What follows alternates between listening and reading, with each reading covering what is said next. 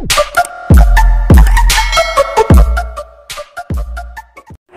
mga master! Welcome back again to our channel. Panibagong araw, panibagong kabanata na naman ang pagsumasumay natin ngayong araw na ito. At kung bago ka sa ating channel, pag-click ang subscribe button and hit the notification bell para updated kayo sa ating mga susunod na videos. So mga master, bago natin simulan ng ating kabanata ngayong araw na ito, huwag po sana natin skip yung ads mga master, no, dahil malaking bagay na po yan sa ating munting channel.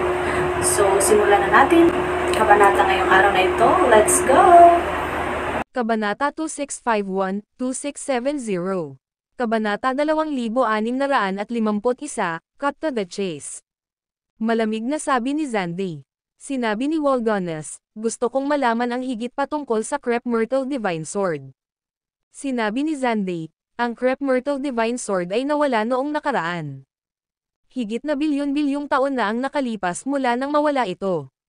Paano ko malalaman ang tungkol sa isang bagay na malayo sa nakaraan?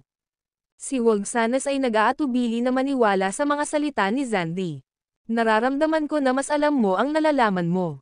Ginagawa ko ito para sa ikabubuti mo, Xande.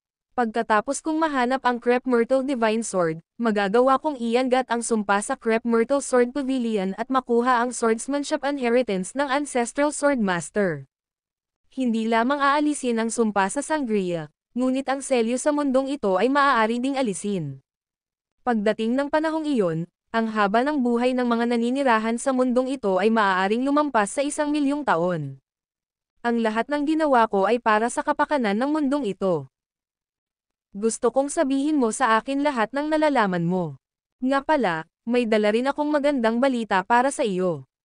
Matapos magtagumpay si James sa trono, pinamunuan niya ang isang hukbo at pinatay ang patriarch ng Corinth sect. Inalis ni Corinth ang mga tropa nito, at ligtas si Sangria sa ngayon. Wala talaga akong alam. Umiling si Xande. Tumayo si Waldones at titig na titig kay Xande. Pinaikit niya ang kanyang mga mata. Bibigyan kita ng isa pang pagkakataon. Umiling muli si Xande at sinabing, magiging pareho pa rin ang sagot ko kahit bigyan mo pa ako ng 1,000 pagkakataon. Nasabi ko na sa iyo lahat ng nalalaman ko. Nadismaya si Waldones na wala siyang nakuhang sagot mula kay Xande. Tumalikod siya at umalis patungo sa piitan kung saan nakakulong si Shiana. Ipinaalam sa kanya ni Waldones ang lahat ng mga kamakailang kaganapan ng Sangria. Nakahinga ng maluwag si Shiana matapos marinig ang magandang balita. Sinabi ni Waldones, ngayong naayos na ang pinakamabigat na problema ng Sangria. Ang tanging natitira ay ang hanapin ang Crep Myrtle Divine Sword at ang Imperial Jade Seal ng Sangria. Kamahalan, sana ay sabihin mo sa akin ang lahat ng iyong nalalaman tungkol sa kanila. Umiling si Shiana at sumagot, alam mo kasing alam ko sa puntong ito. Wala akong ideya kung nasaan ang Crep Myrtle Divine Sword at ang Imperial Jade Seal ng Sangria. Paulit-ulit siyang kinukulit ni Waldones, ngunit nanatiling pareho ang sagot ni Shiana. Sa kalaunan, umalis sa piitan ang malupit na si Waldones. Nag-aalala siyang naglakad sa Crep Myrtle Sword Pavilion. Bagamat nalutas na ang krisis ni Sangria, wala pa ring impormasyon tungkol sa Crep Myrtle Divine Sword at Imperial Jade Seal ng Sangria. Hindi alam kung saan hahanapin ang dalawang bagay, si Waldones ay nakaramdam ng hindi kapani-paniwalang pagkabalisa, novel drama. Samantala, pumasok na si James sa Celestial Abode. Sa loob ng Celestial Abode, nakilala niya si Sophie. Sabi ni Sophie sa kanya, feeling ko, malapit nang mangyari ang Earth's third calamity. Malapit na bang mangyari? Nagtalo si James, hindi ko maaaring iwan si Galileo ngayon. Kailangan ko munang sirain ang sumpa sa Sangria bago ako makaalis sa planetang ito. Alam na alam ni Sophie ang lahat ng ginagawa ni James kamakailan. Pagkatapos mag-isip tungkol dito ng ilang sandali, sinabi niya, tutulungan kitang mahanap ang Crep Myrtle Divine Sword at Sangria's Imperial Jade Seal. Tuwang-tuwa si James na inalok siya ni Sophie ng tulong. Salamat, Ms. Sophie. Agad na umupo si Sophie sa posisyong alotos. Itinaas niya ang kanyang mga payat na kamay, at lumitaw ang ilang mahiwagang script mula sa kanyang mga palad. Ang mga script ay nagtipon at bumuo ng isang misteryoso at archaic pattern sa harap niya. Ito ay isang porma sayon na ginamit upang triangulate ang mga lokasyon. Hindi ito maintindihan ni James at pinagmasdan ang misteryosong pattern na nabuo sa harap ni Sophie. Ang mga script sa porma sayon ay patuloy na lumilipat ng hindi mahuhulaan. Ang buong proseso ay tumagal ng halos 10 minuto. Sa wakas, itinigil ni Sophie ang proseso.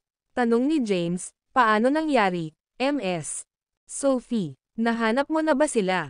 Sabi ni Sophie, sinubukan ko munang hanapin ang Crepe Myrtle Divine Sword at nakahanap ako ng clue kung saan ito nakatago. Para mahanap ito, kailangan mong pumunta sa Seafolk.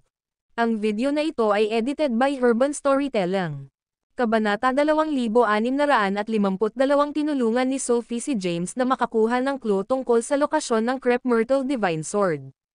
Dahil ang pagkakaroon ng Crepe Myrtle Divine Sword ay nauugnay sa maraming misteryo ng mundong ito ay dapat na isang sandata na mas mataas sa Grand Emperor rank. Dahil hindi ako isang Grand Emperor, hindi ko matukoy ang eksaktong lokasyon nito. Ang mapupulot ko lang ay ang katotohanan na kailangan mong maglakbay sa teritoryo ng Seafolk. Hindi matukoy ni Sophie ang tukoy na lokasyon ng Crepe Myrtle Divine Sword ngunit nakahanap man lang ng lead. Ito ay higit pa sa sapat upang matulungan si James.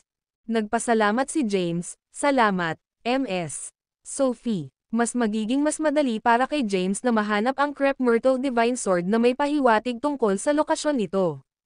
Nagmamadali siyang umalis sa Celestial Abode at bumalik sa Sangria Palace, novel drama.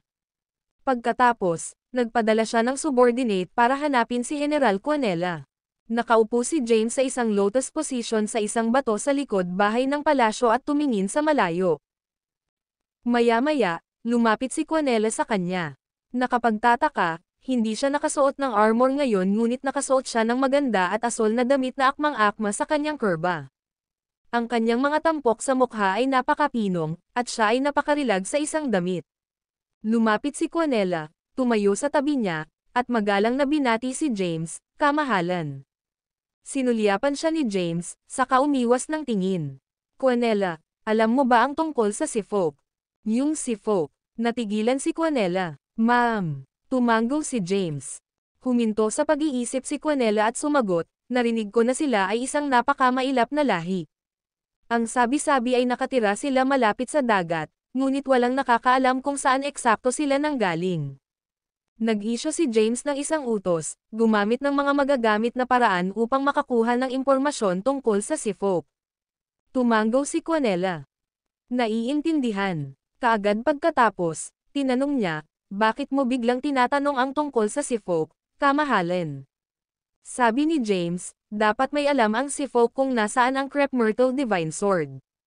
Pagkatapos kong mahanap ang mga ito, malamang na mahahanap ko ang espada ng mag-isa. Saan mo nakuha ang impormasyong ito, kamahalan? Wala kang dapat alalahanin tungkol dyan.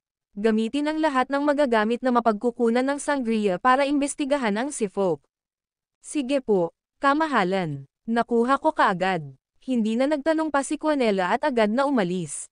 Sa sumunod na ilang araw, humihinga si James na naghintay sa palasyo para sa anumang update. Pagkalipas ng ilang araw, isang halatang nasaran ng loob na Walgones ang dumating upang makita siya. Nang makitang mahina ang loob ni Walgones, hinimok siya ni James. Panipi. Anong mali? Bakit parang nanlumo ka? Napabuntong hininga si Walgones. Ang Crepe Myrtle Divine Sword at ang Imperial Jade Seal ng Sangria ay nawawala sa loob ng libu-libong taon. Ito ay tulad ng paghahanap ng isang karayom sa isang dayami. Nakahanap na ako ng clue tungkol sa kanila. Ngumiti ng mahina si James. Isang tumingin si Walgones kay James, at agad na nagbago ang kanyang saloobin. Tanong niya, anong sabi mo? Nakahanap ka ng clue? Tumanggo si James. Oo. Tuwang-tuwang tanong ni Walgones, nasaan ang Crepe Myrtle Divine Sword at ang Imperial Jade Seal ng Sangria? Sinabi ni James, wala pa akong alam tungkol sa Imperial Jade Seal ng Sangria. Ngunit nalaman ko na maaaring may impormasyon ang Seafolk sa kinaroroonan ng Crepe Myrtle Divine Sword. Natigilan sandali si Walgones. Pagkatapos, nagtanong siya, ang Seafolk. Sino sila? Umiling si James at sinabing, hindi ko pa alam. Hiniling ko na kay General Quanella na imbestigahan sila. Sa pamamagitan ng intelligence network ng Sangria na ipinamahagi sa buong Galileo, sigurado akong lalabas ang impormasyon tungkol sa kanila sa lalong madaling panahon. Nagtanong si Waldones, paano mo nahanap ang clone na ito? Binigyan lang siya ni James ng isang misteryosong ngiti. Ang video na ito ay edited by Urban Storytelling.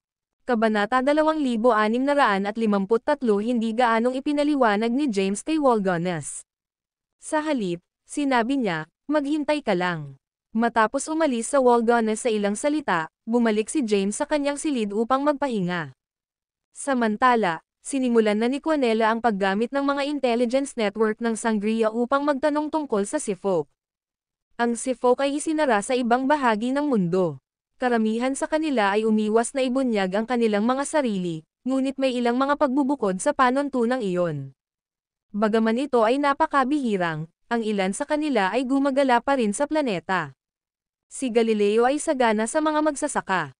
Ang ilan sa kanila ay naglalakbay sa karagatan upang maghanap ng mga kayamanan, novel drama. Dahil dito, ang ilan ay hindi sinasadyang makalusot sa teritoryo ng Seafolk.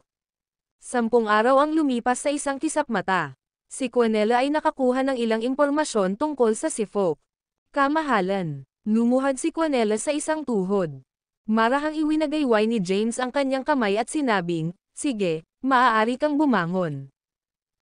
Tumayo si Quanella nang may pahintulot si James. May balita ka ba tungkol sa Seafolk? Tanong ni James.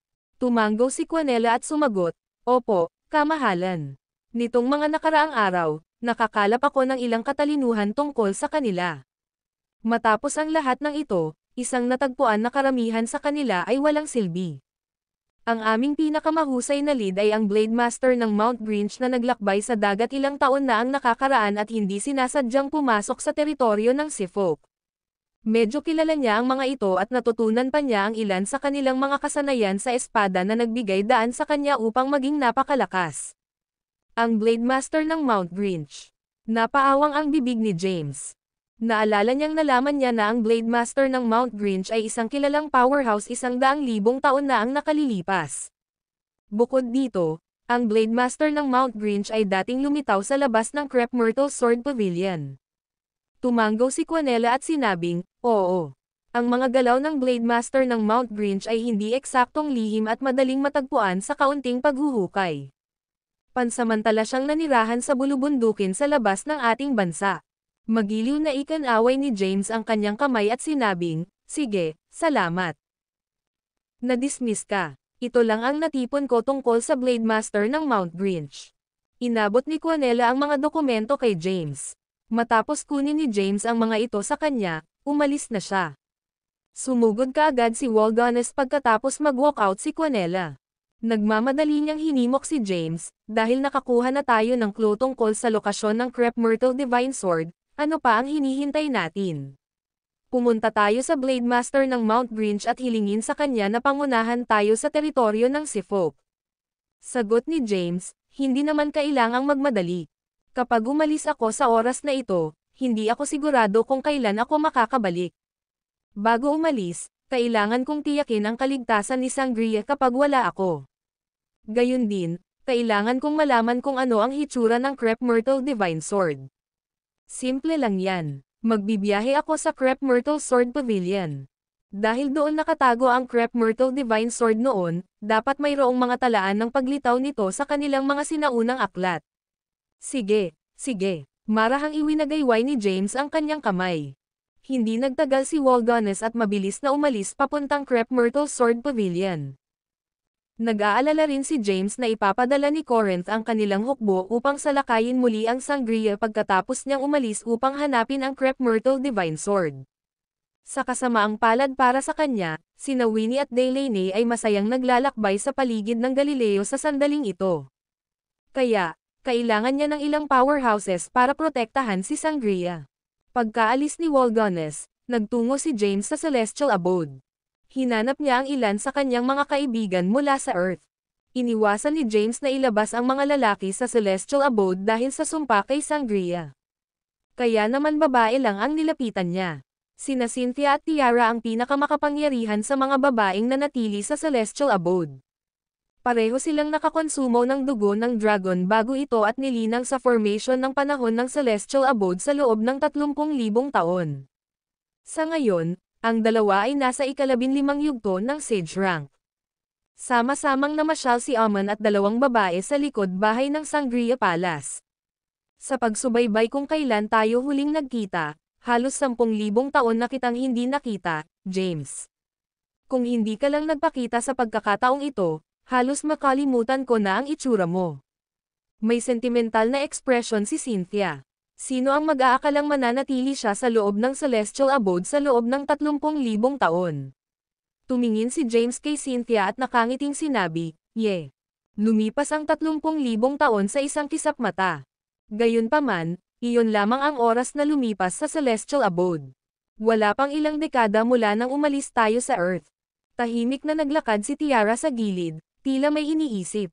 Nagpatuloy sa pagsasalita si James, "Inilabas ko ang dalawa sa inyo mula sa celestial abode upang protektahan ang Sangria sa aking maikling pagkawala. Pagkatapos kong ayusin ang mga bagay dito, ibabalik ko kayong dalawa sa Earth." Ang video na ito ay edited by Urban Storytelling. Kabanata 2654. Nag-aalala si James na magpapadala si Corinth ng mga tropa upang salakayin muli ang Sangria pagkatapos niyang umalis. Kaya naman, naglabas siya ng 2 tao sa celestial abode para lihim na protektahan ang bansa. Sa 2 makapangyarihang babae na nasa ika-15 yugto ng Sage rank, imposibleng masakop ni Corinth ang Sangria kahit gaano pa karaming tropa ang ipinadala nila. Novel drama. Matapos matiyak ang kaligtasan ni Sangria, hinintay ni James na dumating si Walgones upang makita siya muli. Nakipagkitang muli sa kanya si Walgones makalipas ang ilang araw. Sinamahan siya ng bagong swordmaster ng Crep Myrtle Sword Pavilion na si Yanina. Si Yanina ay may mga eleganteng katangian at mukhang napakahusay. Pumasok siya na nakasuot ng purple na damit. "James, ipapakilala ko kayong dalawa sa isa't isa.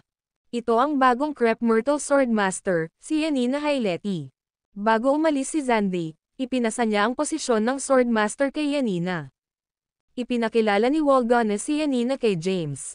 Ngumiti ng mahina si Zandy at magalang na binati si James.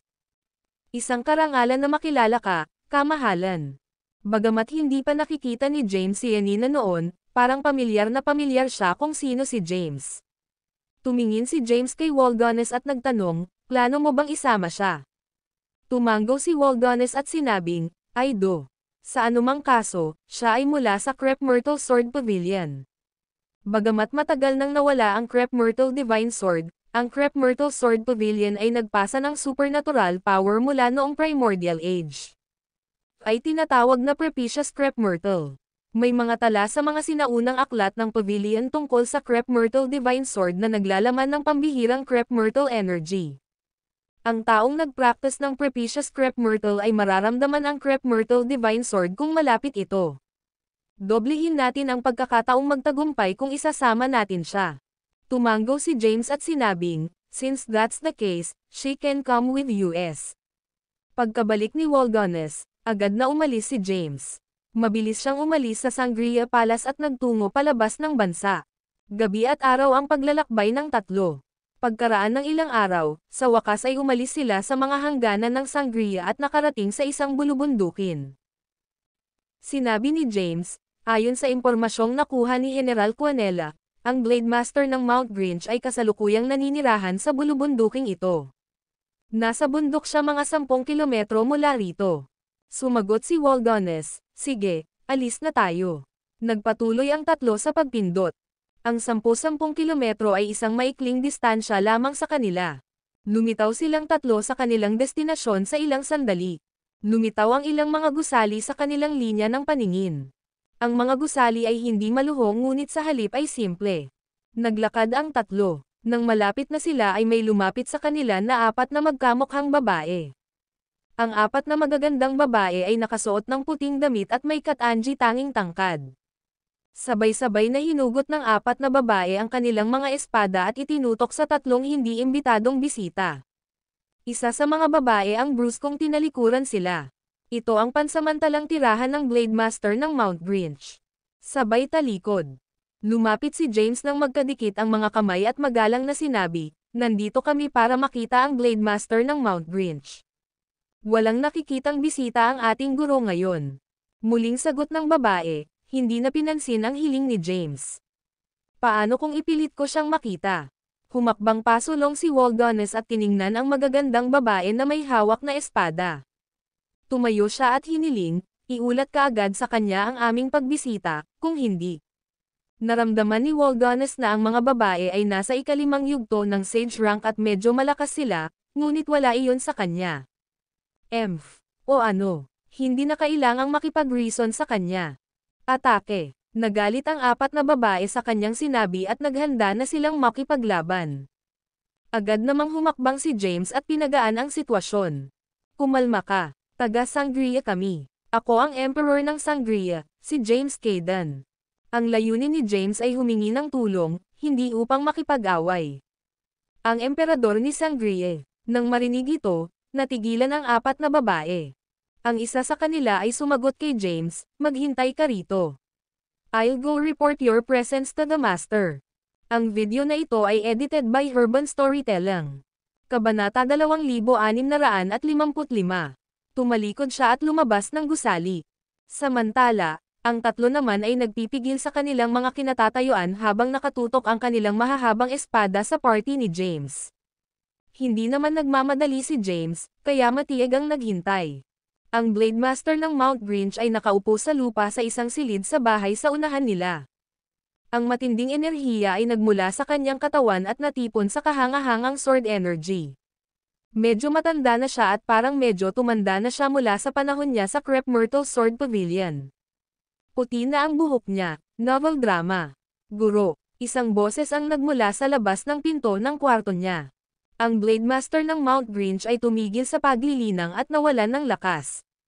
Tumayo siya mula sa lupa, umupo sa isang upuan sa tabi niya, at sumagot, pasok. Isang babae ang pumasok sa silid at magalang na nagsabi, Guro, bumisita ang bagong emperador ng Sangria, si James Caden.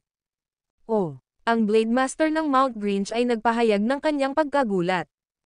Narinig niya ang tungkol kay James. Kamakailan, ang mga gawa ni James ay isang mainit na paksa sa buong Galileo. He murmured, bakit niya ako pinuntahan? Sumagot ang babae, hindi ko alam, Master. Sige, 171, makipagkita sa kanya. Ang Blade Master ng Mount Grinch ay tumayo at lumabas ng silid. Matiag ang naghihintay si James sa labas. Pagkaraan ng ilang sandali, lumabas ng bahay ang Blade Master ng Mount Grinch. Ang tatlo pang babae ay agad na nagligpit ng kanilang mga espada at magalang na binati siya, Guro. Kinilala sila ng Blade Master ng Mount Grinch sa pamamagitan ng isang maliit na alon. Lumapit siya at sinulyapan si James at ang kasama niya. Tumingin din si James sa Blade Master ng Mount Grinch. Nang sumilip siya sa Crep Myrtle Sword Pavilion noong huling pagkakataon, lihim niyang nakita ang Blade Master ng Mount Grinch. Ang Blade Master ng Mount Grinch ay hindi mukhang matanda sa huling pagkakataong nakita siya ni James. Ilang sandali pa lang, mukhang tumanda na siya. Ikinagagalak kong makilala ka, sir. Pinagsalikop ni James ang kanyang mga kamay at binati ang Blade Master ng Mount Grinch. Ang Blade Master ng Mount Grinch ay malumanay na tumango at nagsabi, Ma'am. Anong nagdala sa'yo dito? Diretso sa punto si James. Narinig ko na hindi mo sinasadyang pumasok sa teritoryo ng Seafolk habang nagsasanay sa dagat maraming taon na ang nakararaan. Nabalitaan din na natutunan mo ang pagiging eskrimador ng Seafolk at naging isang walang katulad na powerhouse nang bumalik ka. Hindi ka nagkakamali, hindi itinanggi ng Blade Master ng Mount Grinch ang katotohanan. Ang kanyang mga pakikipagsapalaran ay hindi lihim, kaya naramdaman niyang hindi niya kailangang panatilihing walang imak. Dumiretso si James sa paghabol. Gusto kong magtungo sa teritoryo ng Seafolk at umaasa akong tumulong ka sa pamumuno. Titanggihan. Agad na tumanggi ang Blade Master ng Mount Grinch. Agad niyang inutusan ang kanyang mga nasasakupan, send them off. Pagkatapos niyang magsalita, tumalikod siya at umalis. Humakbang ang apat na magkamukhang babae. Napatingin ang isa sa kanila sa party ni James at sinabing, please leave. Hindi tulad ni James, medyo mainitin ang ulo ni Waldones. Matapos tumanggi ang Blade Master ng Mount Grinch na tumulong, agad siyang sinigawan, tumigil ka dyan. Bilang tugon sa mga sigaw ni Walgonus, ang Blade Master ng Mount Grinch ay naglunsad ng isang pag-atake sa kanya. Ang Blade Master ng Mount Grinch ay tumalikod, at casual na ikanaway ang kanyang kamay. Isang malakas na enerhiya ng sword ang lumitaw sa hangin at dumiretso sa Walgonus. Tatapusin na sana ni Walgonus ang pag-atake ngunit biglang may naalala at sa halip ay umiwas sa pag-atake. Kasabay nito, mabilis ding umiwas sina James at Yanina. Lumitaw ang tatlo sa isang bahagyang distansya mula sa kanilang unang posisyon. Nagsalubong ang mga kilay ni Walgonus. Gusto niyang kontrahin ang pag-atake ngunit ayaw niyang ilantad ang tunay niyang lakas. Kung hindi, mag-iingat si James sa kanya, na magiging mahirap na agawin ang mga kayamanan ni James sa hinaharap. Mataimtim niyang sinabi, ang Blade Master ng Sword Grinch ay isang matigas na tao na pakitunguhan. Bakit biglang nagbago ang kanyang kilos pagkatapos marinig ang tungkol sa si Folk? Umiling si James at sinabing, hindi ko alam. Baka may sarili siyang dahilan. Tanong ni Yanina, ano ang dapat nating gawin ngayon? Ang video na ito ay edited by Urban Storytelling. Kabanata 2656. Dinala ni James sina Walgonus at Yanina para hilingin sa Blade Master ng Mount Grinch na pangunahan sila sa si Folk. Gayunpaman, binago ng Blade Master ng Mount Grinch ang kanyang saloobin sa kanila noong dinala nila ang si Folk. Tumingin si Walgonus kay James at mataimtim na sinabi, medyo malakas ang Blade Master ng Mount Grinch. Kahit na pinagsama ang ating lakas, hindi natin siya kayang kunin. Mahirap kumbansihin siya na dalhin tayo sa si Folk. Ano ang masasabi mo na gagawin natin ngayon? Novel drama. Si James ay nasa kawalan. Siya ay nalilito kung bakit biglang nag-iba ang ugali ng Blade Master ng Mount Grinch matapos marinig na binanggit nila ang si Folk. Walang ideya ang tatlo sa kanilang gagawin. Napaisip si James. Pagkatapos ng maikling pag-iisip tungkol dito, sinabi ni James, napakasama ng ugali mo, Walgonus. Kung ako ang Blade Master ng Mount Grinch, masasaktan din ako sa ugali mo. Maghintay kayong dalawa dito. Susubukan kong kausapin siya muli. Sigurado ka ba? Tanong ni Walgonus. Kailangan kong subukan. Walang tiwala si James. Gayunpaman, masasabi niyang ang Blade Master ng Mount Grinch ay malapit nang matapos ang kanyang buhay. Bumalik si James sa bundok kung saan nanatili ang Blade Master ng Mount Grinch. Lumapit muli ang apat na magkakahawig na babae na may dalang mga espada sa sandaling lumitaw siya. Magaganda sila ngunit napakalamig ng mga ekspresyon, at tinitigan nila si James na para bang may utang ito sa kanila. Bakit ka bumalik? Agad namang nag-espadahan ang apat na babae nang makitang muli si James. Tumingin si James sa apat na magkakahawig na babae at nakangiting sinabi, maaari mo bang ipaalam sa iyong Panginoon na mayroon akong pag-uusapan sa kanya? Sinabi na ng ating guro na hindi kanya makikita. Pagkatapos magsalita, tumalon ang isa sa mga babae, at ang kanyang matalas na talam ay sumugod kay Jarnes. Napangisi si James. Ang kanyang katawan ay kumikislap at iniwasan ang talam bago ito tumusok sa kanya. Ang kanyang mga galaw ay napakakaiba. Ang kanyang katawan ay natural na hinahasa ang pamamaraang ito pagkatapos makipaglaban sa Tribulation World sa loob ng 30,000 taon. Nakipaglaban siya sa Heavenly Path embodiment sa Tribulation World. Ang kanyang mga kalaban ay makapangyarihan, at ang kanyang katawan ay nagkaroon ng kakayahan na reflexively umiwas sa mga mapanganib na suntok pagkatapos ng matinding labanan. Muling lumitaw si James sa malapit at tumingin sa babaeng umatake sa kanya, sinabing, wala kang kalaban-laban para sa akin. Ipaalam sa Blade Master ng Mount Grinch na gusto ko siyang makita. Kung hindi, pilit akong tatawid sa kanya. Sigurado kang may lakas ng loob. Umalangaw-ngaw ang isang galit na boses. Ang Blade Master ng Mount Grinch ay lumabas ng bahay habang nasa likod niya ang kanyang mga kamay. Tinitigan niya si James at malamig na sinabi, what do you take this place for? Sabay-sabay na bati sa kanya ng apat na babae, Master.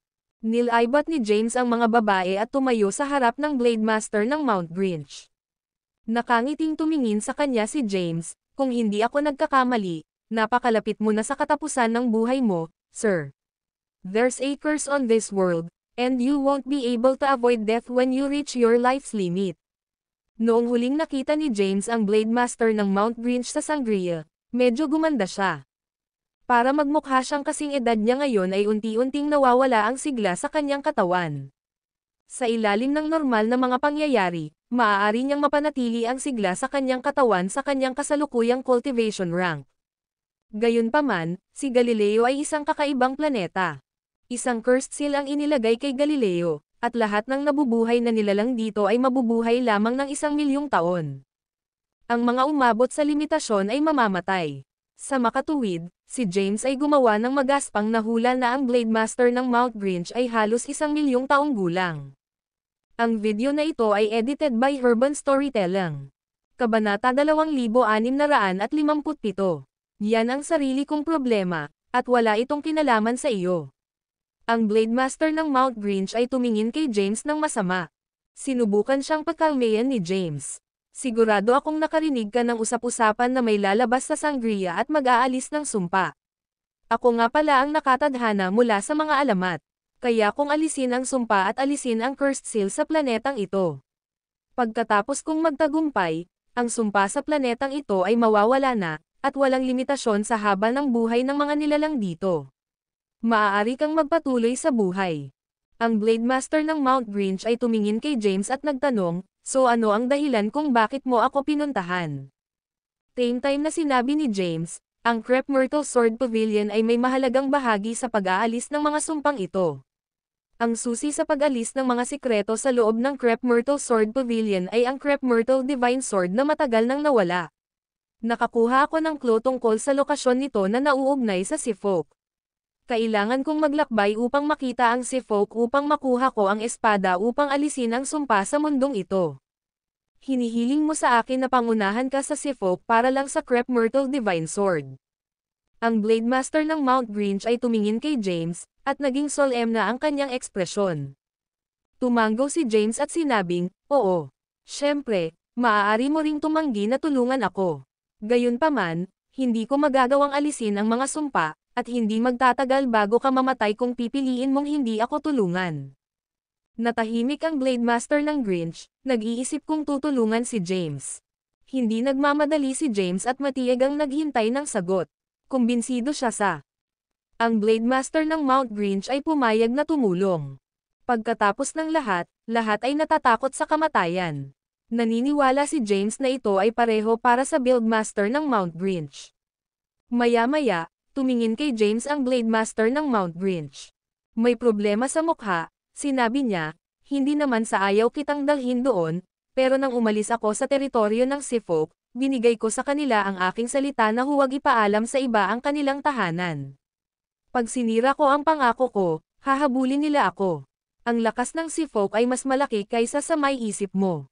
Matapos marinig ang kanyang mga alalahanin, tiniyak siya ni James, kailangan mo lang kaming akayin sa kanilang tinatayang paligid.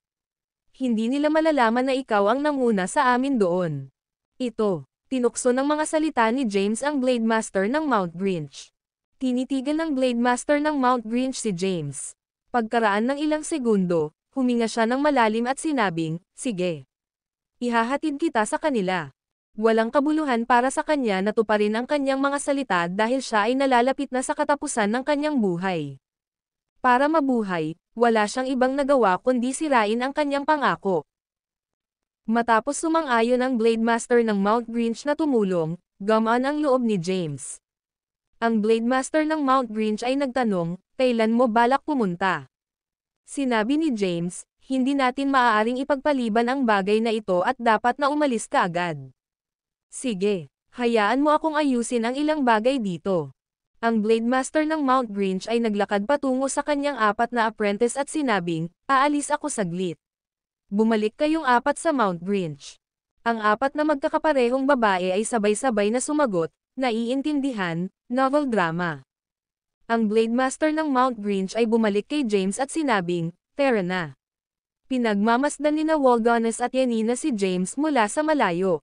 Nang makitang matagumpay na naakit ni James ang Blade Master ng Mount Grinch, nakipagkita sa kanila ang dalawa sa kalaunan. Saglit na ipinakilala ni James ang kanyang mga kasama sa Blade Master ng Mount Grinch. Ang Blade Master ng Mount Grinch ay hindi interesado kina Waldonis at Yanina. Tumango siya ng walang pakialam at walang pakialam na sumagot bilang pagkilala. Pagkatapos noon, Umalis na ang grupo sa bundok.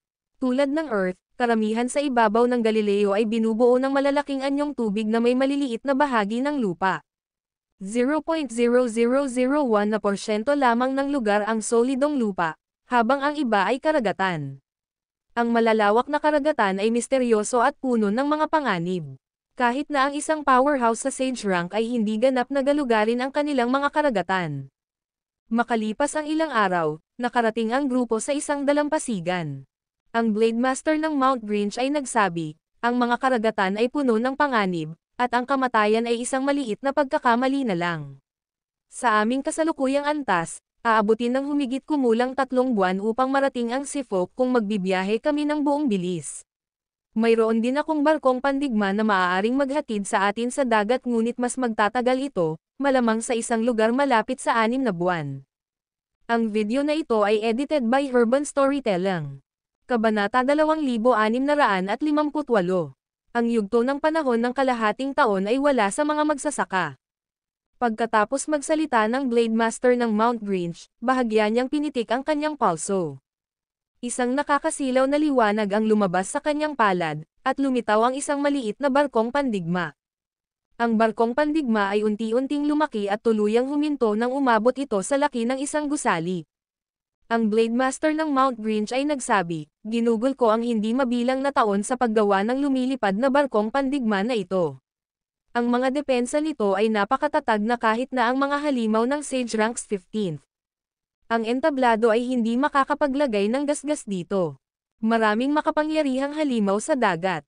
Mas ligtas kung maglalakbay tayo sa aking lumilipad na battleship. Sige at sumakay ka na sa barko. Pagkatapos magsalita, sumakay ang Blade Master ng Mount Grinch sa lumilipad na battleship. Maya-maya ay nagkasalubong din si James at ang iba pa. Pagkasakay nila sa barkong pandigma, dahan-dahan itong pumailang lang patungo sa langit at mabilis na tinahak ang daan patungo sa mga karagatan. Ang isang sage na naglalakbay ng buong bilis ay hindi man lang may kumpara sa bilis ng barkong pandigma na ito. Ang barkong pandigma ay napakalaki at napakahusay ng kagamitan. Alam ni James na aabutin ng 6 na buwan ang paglalakbay, kaya nakahanap siya ng silid na matutuluyan para sa natitirang bahagi ng biyahe, novel drama. Naisip niyang subukang maabot ang SageRank habang nasa battleship. Gayunpaman, inalis niya ang pag-iisip pagkatapos ng ilang sandali. Ang heavenly tribulation na kanyang hinarap ay sapat na nakakatakot. Nag-aalala si James na may padala muli sa Tribulation World. Mabilis na naglayag ang barkong pandigma sa dagat. Nilagyan ito ng advanced na teknolohiya na maaaring hulaan ang mga panganib, kabilang ang mga tsunami, at spatial void bukod sa iba pang mga bagay. Hindi nag-alala si James sa paglalakbay at nagpahinga ng may kapayapaan ng isip. Mabilis na lumipas ang oras. Sa isang kisap mata, 3 buwan na ang lumipas. Ang barkong pandigma ay lumayag ng maayos at ligtas na nalampasan ang mga panganib na kanilang naranasan sa daan. Gayunpaman, ang barkong pandigma ay biglang huminto pagkatapos ng 3 buwan. Naka-lotus position si James habang naglilinang nang may biglang kumatok sa pinto ng kwarto niya. Bumangon siya, lumakad, at binuksan ang pinto. Nang makita si Waldones sa labas ng pinto, nagtanong si James, anong problema? Matapos itanong ni James ang tanong, naramdaman niya na isang matinding labanan ang naganap sa itaas ng kubyerta. Agad siyang sumugod sa deck ng barko.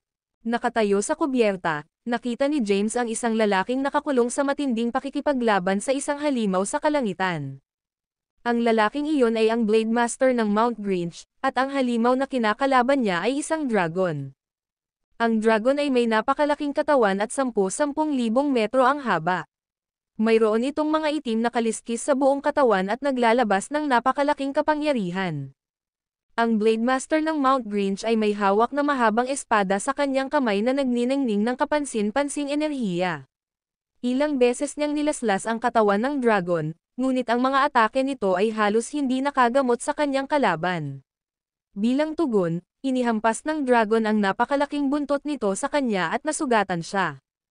Ang labanan ay tumagal ng ilang sandali, at sa huli, ang Blade Master ng Mount Grinch ay kailangang umatras. Ang talunang lalaki ay nagmamadaling bumalik sa deck ng barkong pandigma. Agad na inatake ng itim na dragon ang lumilipad na barkong pandigma. Ibinuka nito ang bibig at binaril ang isang maitim na sinag sa barko. Sa paglipas ng panahon, lumitaw ang isang gintong halo sa paligid ng lumilipad na barkong pandigma, na humaharang sa pag-atake ng dragon. Mabilis na umatras ang lumilipad na barkong pandigma palayo sa dragon. Naunawaan ng dragon na ang barkong pandigma ay isang makapangyarihang mahiwagang bagay, at imposibleng sirain ng mag-isa. Kaya, pinili ng dragon na huwag ituloy ito. Pagkatapos maglagay ng distansya sa pagitan nila at ng dragon, ang Blade Master ng Mount. Si Grinch ay umubo ng isang subo ng dugo. Ayos ka lang ba? Tanong ni James. Ang Blade Master ng Mount Grinch ay nakaupo sa isang lotus na posisyon sa lupa at kinuha ang kanyang sage energy upang gamutin ang kanyang mga sugat. Ang kanyang kulubot na mukha ay mapatla habang sinasabi niya, ang dragon na iyon ay medyo mabisyo. Ito ay nasa ika-14 na yugto ng sage rank na isang yugto na mas mataas kaysa sa akin. Wala akong kalaban-laban para dito dahil ang lakas ng katawan nito ay nangingibabaw sa akin. Ang video na ito ay edited by Urban Storytelling. Kabanata 2659. Sinabi ni James, kung gayon, lumihis tayo. Ang Blade Master ng Mount Grinch ay umiling at sinabi, ito ang tanging paraan upang maabot ang Seafolk. Maraming mga bagyo sa kalawakan at mga dimensional na bitek sa itaas ng mga karagatan. Kung lumihis tayo at napunta sa mga lamat na ito, mamamatay tayo. Kung gayon ano ang dapat nating gawin? Si Wolgones ay balisa. Bumalik tayo. Ang Blade Master ng Mount Grinch ay nag-isip sandali at sinabing, sa aking kalagayan ngayon, hindi ko matatalo ang dragon kahit ibigay ko ang aking buhay para dito. Gayunpaman, mabubuhay pa ako ng kaunti kung babalik tayo sa ating pinanggalingan. Agad na sinabi ni Wolgones, hindi.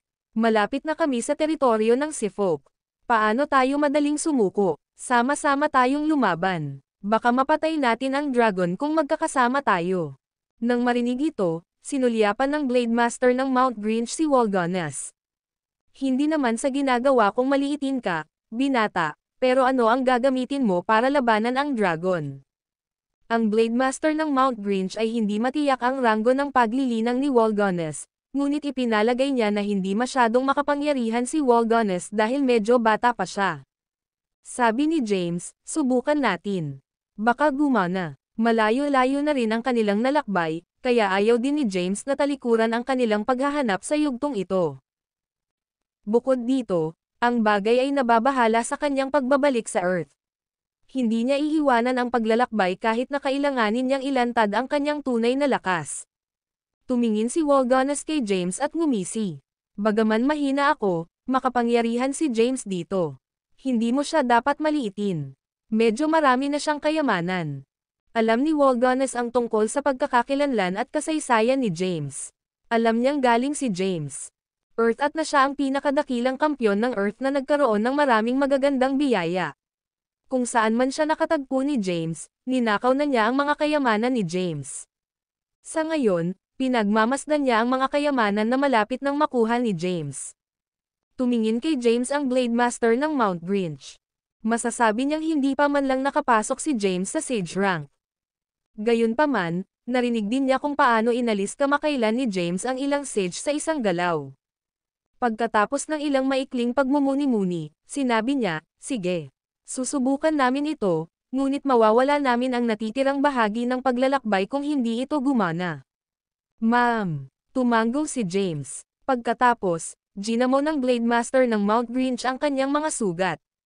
Matapos pagalingin ang kanyang mga sugat, itinulak niya ang barkong pandigma pabalik sa kanilang orihinal na landas. Sa kalaunan, muli nilang nakasalubong ang dragon. Isang bagyo ang biglang lumitaw sa tubig sa unahan nila. Lumipad ang dragon mula sa dagat kasabay ng malakas na hangin at humahampas na alon. Nagdulot ito ng malaking pader ng tubig na bumagsak sa kalangitan, na nagresulta sa tsunami. Isang napakalaking alon ang hamampas sa lumilipad na barkong pandigma ngunit hindi nagdulot ng anumang pinsala. Ang Blade Master ng Mount Grinch ay nagbilin sa iba, aalisin ko ang dragon. Kayong dalawa ay naghahanap ng pagkakataon para makalusot dito at patayin ito. Sige, tumango si James. Ang Blade Master ng Mount Grinch ay lumukso upang umatake gamit ang mahabang espada sa kanyang kamay. Alam ni James na maaari lamang siyang maglakbay sa domain ng Seafolk sa pamamagitan ng pagtalo sa dragon. Ang pag-angat ng sumpa ni Sangria at ang pagbabalik ni James sa Earth ay nakasalalay sa kanilang tagumpay. Sa sandaling iyon, wala siyang pakialam kung kailangan niyang ipakita ang kanyang tunay na lakas. Pinaganya niya ang Sacrilegious Ascension. Sa sandaling iyon, ang Empyrean Spiritual Energy ay agad na kumalat sa kanyang katawan. Ang kanyang nabasag ng True Essence ang kanyang sariling gulugod, at ang espiritual na enerhiya ay na-reconstruct din ito ng ganoon kabilas, novel drama. Ang kanyang lakas ay bumuti ng husto. Swoosh! Pagkatapos niyang buhayin ang Sacrilegious Ascension, ipinatawag niya ang kanyang Yogacara. Ang mga waves of sword energies ay lumabas sa kanyang katawan at naghalo upang bumuo ng isang napakalaking mahabang espada. Hawak ni James ang Yogacara sword energy. Sa sandaling iyon, pakiramdam niya ay hindi siya magagapi. Ang video na ito ay edited by Urban Storytelling. Kabanata 2660. Ang Yogacara ni James ay isang hindi magagapi na sword energy na iniwan ng Ancestral Sword. Master of the Primeval Age, at nagtataglay ng kapangyarihang sirain ang mga mundo. Ang sword energy ay naging Yogacara ni James. Umabot ang lakas ni James sa ikatlong yugto ng Tribulation rank, ngunit halos hindi niya magamit ang kapangyarihan ng Yogacara. Papasok na ako. Ang Blade Master ng Mount Grinch ay nagsalita kay James at bumaril. Ang itim na dragon ay pumailang lang sa langit sa unahan nila, at ang katawan nito ay nagsimulang natabunan ng mga itim na ulap. Mabilis itong gumalaw sa mga ulap at umungol. Ang nakakabinging dagandong nito ay nagdulot ng pag-alon ng alon sa ibabaw ng dagat. Sa sandaling lumitaw ang Blade Master ng Mount Grinch, ang itim na dragon ay naglunsad ng isang mabangis na pag-atake sa kanya. Inalis nito ang napakalaking buntot nito at nagdulot ng napakalaking tsunami. Malalaking alon na humigit kumulang 10,000 metro ang bumalot sa dagat sa ibaba nila. Tinatangay ng buntot ng dragon ang tsunami pasulong. Ang Blade Master ng Mount Grinch ay hindi isang mahinang tao. Itinaas niya ang kanyang espada at casual na iwinagayway ito upang bumuo ng libu-libong sword lights kaagad. Ang mga sword light na ito ay naglalaman ng mapang wasak na kapangyarihan at ipinadala patungo sa itim na dragon. Agad na sumiklab ang isang labanan. Nakatayo si James sa lumilipad na barkong pandigma, naghahanap ng pagkakataong makalusot habang matindi ang laban ng dalawa. Sa wakas, nakahanap siya ng pagkakataon at agad na tumalon sa lumilipad na barkong pandigma, na lumilitaw sa malayong kalangitan. Ang Blade Master ng Mount Grinch ay nasa ika-13 yugto ng Sage rank, at ang itim na dragon ay nasa ika-14 na yugto ng Sage rank. Nakakakilabot ang enerhiyang inilabas nilang dalawa. Habang papalapit si James sa larangan ng digmaan, naramdaman niya ang mapanganib na enerhiyang dumarating sa kanya. Ang lakas na hamampes sa kanya. Ang kanyang balat ay nag-aapoy, at siya ay nasugatan sa sakit. Ang kanyang pisikal na lakas ay nasa ika-5 yugto lamang ng Sage rank. Tiyak na magtamaw siya ng matinding pinsala kung direktang tamaan niya ang itim na dragon. Nang makalapit si James, ibinuka ng itim na dragon ang malaking bibig nito at pinaputukan siya ng itim na sinag ng liwanag. Hindi nang ahas si James na sumingit ng walang ingat at ginamit ang lahat ng kanyang lakas para makaiwas sa sinag. Bagamat naiwasan niya ito, ang itim na sinag ng liwanag ay umuugong na may napakalaking kapangyarihan at naging sanhi ng pag-vibrate sa paligid. Ang lakas na nalilikha ng mga vibrations ay tumama sa kanyang katawan, at naging sanhi ng mga bitek. Sa kritikal na sandali na iyon, pinakilos niya ang kanyang demonic energy upang pigilan ang pagbagsak ng kanyang katawan. Iyan ay ilang nakakabaliw na kapangyarihan. Napasinghap si James sa gulat, novel drama. Lumutang siya ng 10,000 metro sa langit at tumingin sa ibaba. Ang Blade Master ng Mount Grinch at ang itim na dragon ay nasa ibabaw mismo ng dagat. Ang kanilang suntok ay nagdulot ng mga pagsabog sa buong lugar na humantong sa nagtataasang alon na bumagsak sa kalangitan. Habang ang itim na dragon ay ginulo ng Blade Master ng Mount Grinch, sinamantala ni James ang pagkakataong umatake. Hinawakan niya ang kanyang mahabang espada at diretsyong sinugod ang itim na dragon mula sa langit. Lumitaw ang ilang shade sa buong kalangitan sa paligid niya. Magkaiba ang bawat anino, ngunit lahat sila ay may hawak na mahabang espada.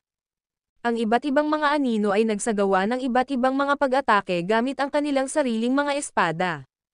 Ang bawat galaw nila ay parang isang sword technique. Ano? Gulat na nakamasid si Waldonis mula sa malayo. Nakita niya si James na lumukso sa away, at hindi mabilang na anino na mga clone niya ang lumitaw sa buong kalangitan. Bago pa maproseso ni Waldonis ang nangyayari, agad na nagsanib ang mga anino at bumuo ng mapanirang puwersa. Ang video na ito ay edited by Urban Storytelling. Kabanata 2661. Sa sandaling nagsanib ang mga anino, nakabuo sila ng napakalaking silhouette sa kalangitan, novel drama. Sumakit si James mula sa langit at itinusok ang kanyang mahabang espada sa katawan ng itim na dragon.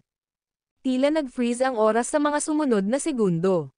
Makalipas ang ilang segundo, tila mabilis na nag-fast forward ang oras. Ang espada ni James ay tuluyan ng tumagos sa katawan ng itim na dragon, at makikita si James sa ilalim ng itim na dragon. Ang after image ni James ay hindi makasabay sa sariling bilis ni James. Marami sa kanyang mga shadow clone ang nakasunod kay James at sumanib sa kanyang katawan. Boom! Umalangaw-ngaw sa hangin ang tunog ng isang malakas na pagsabog. Libu-libong sword energies ang lumabas mula sa katawan ng itim na dragon, pinunit ito mula sa loob. Hindi nakayanan ng itim na dragon ang pinsala ng sword energies at sumabog, naging kawalan at naglaho sa paningin. Nawala ang itim na dragon matapos itong matalo. Ang Blade Master ng Mount Grinch ay tumingin kay James na nanlaki ang mga mata. Ikaw, anong uri ng sword technique iyon? Ang Blade Master ng Mount Grinch ay nanginginig sa hindi makapaniwala. Isa rin siyang eskrimador at sa katunayan ay isa sa pinakadakila sa Galileo. Gayunpaman, nakilala niya kaagad na ang kanyang mga nagawa ay wala matapos masaksihan ang pagiging espada ni James. Ang mahabang espada ni James ay kumalat sa sword energy at natunaw pabalik sa kanyang katawan. Tumingin siya sa Blade Master ng Mount Grinch na lumapit sa kanya at sumagot ng mahinang ngiti, ilang random na bagay lang ang nakuha ko. Wala naman talagang kakaiba. Ang mga salita ni James ay parang isang sampal sa mukha ng Blade Master ng Mount Grinch. Ang Blade Master ng Mount Grinch sa loob-loob na sinaway si James at ang kanyang angkan. Kung hindi pambihira ang swordsman ni James, ano ang halaga niya? Gayunpaman, hindi niya itinuloy ang tanong dahil binigyan siya ni James ng maingat na sagot. Umalis ang dalawa at bumalik sa lumilipad na barkong pandigma. Ano iyon, James? Si Waldonis ay tumingin kay James nang may pagtataka at nagtanong. Maaaring nakuha mo na ang pamana ng swordsmanship ng Ancestral Swordmaster. Si Waldonis ay may kwentong kasaysayan at marami na siyang nakita. Sa kabila ng hindi mabilang na nakikita. Supernatural powers and secret arts, natangga siya sa sword technique na ipinakita ni James. Ang pamamaraan ng Ancestral Swordmaster ay napakaganda at makapangyarihan kaya nalampasan nito ang oras. Ito ay isang tanawin pa rin hanggang ngayon. Nakangiting tahimik si James bilang tugon. Sabi ni Yanina sa boses ng paghanga, nakakamangha ka. Ang dragon ay nasa sage. Ika-14 na yugto ng ranggo. Kahit hindi ka pa sage, nagawa mong patayin ang dragon sa isang strike. Iyan ang ilang kahangahangang lakas na mayroon ka doon. Si James mismo ay hindi gumawa ng sword technique na maging napakalakas. Gayunpaman, nagkaroon ito ng kahulugan pagkatapos niyang isipin ito. Ang espadang hawak niya ay isang Yogacara na napakahusay. Ito ang hindi masisira na sword energy na iniwan ng Ancestral Swordmaster. Iyon ang dahilan kung bakit ito ay ganap na may kakayahang basagin ang mga depensa ng itim na dragon. Bukod dito, pinakintab ni James ang kanyang mga kasanayan sa Tribulation World sa loob ng 30,000 taon at naunawaan niya ang unang dalawang yugto ng Great Sword Realms. Gamit ang mga diskarte sa sword fighting ng Ancestral Swordmaster sa kanyang arsenal. Malaking kabiguan si James kung hindi niya mapabagsak ang dragon. Ang Blade Master ng Mount Grinch ay nahihiyang sinabi, hindi ko masira ang mga depensa ng dragon sa aking sarili. I'm such a failure. Sai, matanda na ako. Ang mga nakababatang henerasyon ay talagang higit sa atin. Inakala ng Blade Master ng Mount Grinch na siya ay hindi magagapi sa mundong ito, at bihira siyang magkaroon ng mga tao laban sa kanya. Sa sandaling iyon, napagtanto niyang siya ay isang butil ng buhangin sa malawak na dalampasigan. Ngumiti si James at sinabing, sige. Huwag na nating pag-isipan pa. Dapat tayong mabilis na pumunta sa Seafolk at hanapin ang Crep Myrtle Divine Sword. Ang video na ito ay edited by Urban Storytelling. Kabanata 2662. Malaki ang paghanga ni James sa swordsmanship ng Ancestral Swordmaster. Matapos niyang makuha ang napakahusay na pamamaraan, wala na siyang dapat katakutan. Palibhasa'y nagsasanay ng gayong makapangyarihang espada, walang takot si James, gaano man kahirap ang ikatlong kalamidad ng daigdig. Tiwala si James na magagabayan niya ang mga tao sa Earth sa pamamagitan ng kalamidad. Ang lumilipad na barkong pandigma ay maayos na naglayag sa ibabaw ng karagatan. Ang natitirang bahagi ng paglalakbay ay lumipas ng hindi nakatagpo ng iba pang mga fangers. Lumipas ang isa pang 3 buwan sa isang kisap mata. Biglang huminto ang barkong pandigma. Si James ay naglilinang sa kanyang silid, sinusubukang higit na maunawaan ang kasanayan sa espada na natutunan niya, novel drama. May kumatok sa pintuan niya. Bumangon siya at binuksan ito. Isang matandang lalaki ang nakatayo sa labas ng kanyang silid. Nakasuot siya ng kulay abong damit at may puting balbas. Magalang na tumingin kay James ang matanda at sinabing, Mr. Caden, malapit na tayong makarating sa domain ng Seafolk. Ma'am. Tumango si James at lumabas ng kwarto. Sabay silang naglakad papunta sa deck ng battleship. 4 na tao ang nagkita sa deck. Itinuro ng Blade Master ng Mount Grinch ang tubig sa unahan at sinabing, tuloy-tuloy na dumiretso mula rito, at mararating mo ang teritoryo ng Seafolk sa loob ng halos 3 araw. Ang Seafolk ay nananatili sa isang isla na pinangangalagaan ng isang protection na porma sayon na pumipigil sa mga tagalabas na makapasok. Noon, dumaan ako sa lugar na ito habang hinahabol ako ng halimaw. Iniligtas ako ng Seafolk at dinala ako sa kanilang teritoryo. Hindi kita sasamahan sa natitirang bahagi ng paglalakbay. Mag-isa lang kayong 3. Hihintayin ko kayo dito. Ang Blade Master ng Mount Grinch ay nangako sa Seafolk na hindi kailanman ibunyag ang kanilang lokasyon. Kaya, hindi niya balak na lumayo pa at maghihintay sa pagbabalik ng partido sa barkong pandigma. Tumango si James at sinabing, sige. Maaari mo kaming hintayin dito habang banibisita namin ang Seafolk. Ang Blade Master ng Mount Grinch ay tumango at nagsabi, naiintindihan. Hihintayin ko kayo sa barko. Paalala niya, at saka, warning lang. Ang Seafolk ay kakilakilabot at nagsasagawa ng pambihirang swordsmanship. Ang pag-aaral ng kanilang pangunahing kasanayan sa espada ay sapat na upang madaig ko ang lahat sa Galileo. Isa-isip iyon at siguraduhing huwag kumilos ng walang ingat habang nasa kanilang teritoryo. Sagot ni James, got it. Salamat sa paalala. Tumingin siya sa unahan niya, pagkatapos ay bumaling kay Yanina at Walgones, na nagsasabing, tara na. Sige. Tumango ang dalawa. Umalis silang 3 sa battleship at lumipad sa malayo. Ayon sa Blade Master ng Mount Grinch, mararating nila ang teritoryo ng mga Seafolks pagkatapos maglakbay ng 3 araw. Mabilis na lumipad ang 3. Lumipas ang 3 araw at tuluyan na silang nakarating sa isla.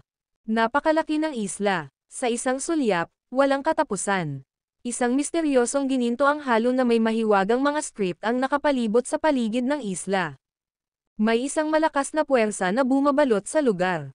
Matapos makalapit sa isla, agad na naramdaman ni Walgones ang isang kakaibang puwersa.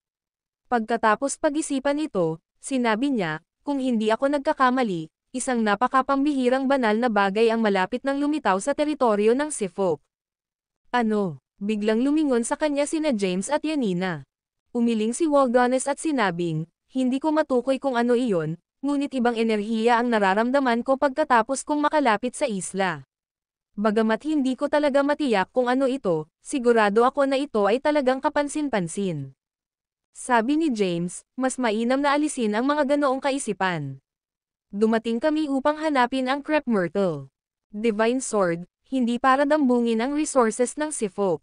Bahagyang ngumiti si Walgones at sinabi, ang mundong ito ay isa kung saan ang malakas na biktima sa mahihina. Kung hindi malakas ang Seafolk, kukunin natin ang buwan na lalabas. Kung ang Seafolk ay magpakita ng kamangha-manghang lakas, hindi tayo kikilos laban sa kanila. Ang video na ito ay edited by Urban Storytelling.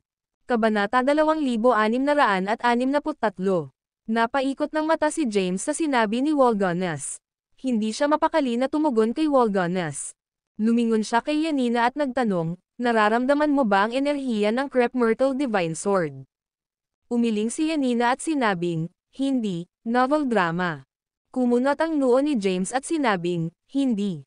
Hindi ba dapat maramdaman mo kung lalapitan mo ito mula nang mabisa mo ang Precious Crepe Myrtle Technique? Sabi ni Yanina, totoo iyan, pero hindi ko nararamdaman ang Crepe Myrtle Divine Sword dito. Isa lang ang paliwanag para dito, iyon ay, ang Crepe Myrtle Divine Sword ay wala sa teritoryo ng Seafolk. Umiling si James at sinabing, imposible. Nakakuha ako ng mapagkakatiwalaang impormasyon na narito ang espada. Tanong ni Waldonas, sino ang nagbigay sa iyo ng impormasyon, James? Dahil taga-Earth ka at hindi taga-Galileo, nakakapagtaka na alam mo ang kinaroroonan nito pagkatapos lamang ng maikling panahon sa mundong ito. Hindi mo kailangang alalahanin iyon. Confident ako na nandito ang Crepe Myrtle Divine Sword, mariing sabi ni James. Nakuha ni Sophie ang clue para sa kanya. Buong tiwala si James sa panghuhula ni Sophie. Hindi naman ipinaliwanag ni James kung saan niya nakuha ang impormasyon sa dalawa. Nanatiling tahimik si Waldonas. Iniba niya ang usapan at sinabing, nandito man o wala, kailangan nating pumunta sa teritoryo ng Seafolk para malaman ito. Ma'am, tara na. Tumango si James. Ang tatlo ay humakbang pasulong sa himpapawid at lumipat patungo sa isla. Habang nasa daan, sinabi ni James, sasabihin natin sa kanila na napadpad tayo sa isla habang binabagtas ang karagatan. Gayun din, huwag kang padalos-dalos bago tayo makasigurado na ang Crepe Myrtle Divine Sword ay nasa teritoryo ng Seafolk. Tumango si Waldonas at sinabing, alam ko. Hindi naman ako ganon ka-reckless. Sinaman siya ng tingin ni James. Kahit na matagal na silang hindi magkakilala. Napansin ni James na si Waldonas ay may masamang ugali at halos mawalan ng pag-asa ng ilang beses. Gayunpaman, palaging pinipigilan ni Waldonas ang kanyang galit sa ilang kadahilanan. Mabuti, mabilis na sumulong ang tatlo at hindi nagtagal ay lumitaw malapit sa isla. Gusto nilang pumasok sa isla ngunit naharang ng isang malakas na pormasayon. Sino nandyan? Sa sandaling iyon, isang grupo ng mga tao ang lumapit mula sa malayo sa isla. Ang pinuno ay isang binata na nakasuot ng ginintoang damit na mukhang mga 25 o 26 na taong gulang. Sa likuran niya ay ilang lalaking nakasuot ng puting damit, na lahat ay may hawak na espada. Tumayo si James sa labas ng pormasayon, pinagsalikop ang kanyang mga kamay, at sinabing, nakipagsapalaran kami sa dagat at napansin namin ang isang isla, kaya pumunta kami rito para tumingin sa paligid. Ang islang ito ay kabilang sa Seafolk. Hindi namin ini-entertain ang mga tagalabas. Please umalis ka kaagad. Pinalaya sila ng lalaking nakasuot ng gintong robe. Agad na sinabi ni James, ilang taon na kaming nakikipagsapalaran sa dagat at naubos ang aming mga gamit. Mayroong hindi mabilang na mga halimaw sa rehiyon ng dagat. Naubusan na rin kami ng healing elixir. Maaari mo bang hayaan kaming palitan ang aming mga mapagkukunan sa isla? Kailangan mo bang itaboy kita sa pangalawang pagkakataon? Ang lalaking nakasuot ng gintong damit ay medyo pag-alit sa kanila. Anong ginagawa mo? Sa sandaling iyon, isang boses ang umalangaw-ngaw. Pagkatapos, isang sinag ng liwanag ang nagmula sa loob ng isla at dumapo sa harap ng lalaking nakaginto. Mula sa liwanag, lumitaw ang isang matandang lalaki. Matanda, agad siyang binati ng lalaking nakasuot ng gintong robe. Sinabi ng matanda, bagaman kaming mga Seafolk ay hiwalay sa mundo, dapat pa rin naming tretuhin ang mga tagalabas na pumupunta sa aming isla ng may mabuting pakikitungo. Habang nagsasalita, casual na ikinaway ng matanda ang kanyang kamay, at isang mahimalang puwersa ang dumaloy mula sa kanyang palad, na nagbukas ng isang butas sa proteksyon na pormasayon. Salamat, sir. Naglakad si James papunta sa isla na may pasasalamat. Ang video na ito ay edited by Urban Storytelling. Kabanata 2664. Tumingin ang matanda kay James at sa iba pa ngunit hindi na masyadong nagsalita. Nilinggan niya ang lalaking nakasuot ng gintong damit at nagutos, tatlo silang panauhin, kaya't pakitunguhan sila ng magalang at huwag silang pabayaan. Kung may mabalitaan tungkol sa iyong pag-uugali, masisira nito ang reputasyon ng Seafolk. Magalang na sumagot ang lalaking nakasuot ng gininto ang damit, Naiintindihan mo, Elder. Nilinga ng matanda ang party ni James at sinabing, pakialis ka agad pagkatapos mong ma-restock ang iyong mga gamit. Oo, syempre, agad namang pumayag si James. Hindi na nagsalita ang matanda at mabilis na umalis. Ang lalaking nakasuot ng gintong damit ay tumingin sa tatlo at mahinahong sinabi, "Tara na." Pagkatapos, tumalikod siya at naglakad papunta sa isla. Sumunod naman sa likod niya si James at ang iba pa. Inakay silang tatlo ng lalaking nakasuot ng ginto sa malalim na isla. Hindi nagtagal, nakarating sila sa isang lungsod.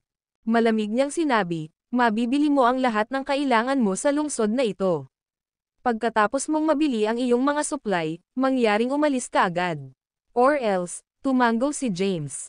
Pagkatapos, pinagmasdan niya ang lungsod. Ang malaking lungsod ay napakamaunlad at hindi gaanong naiiba sa mga lungsod sa labas ng mundo.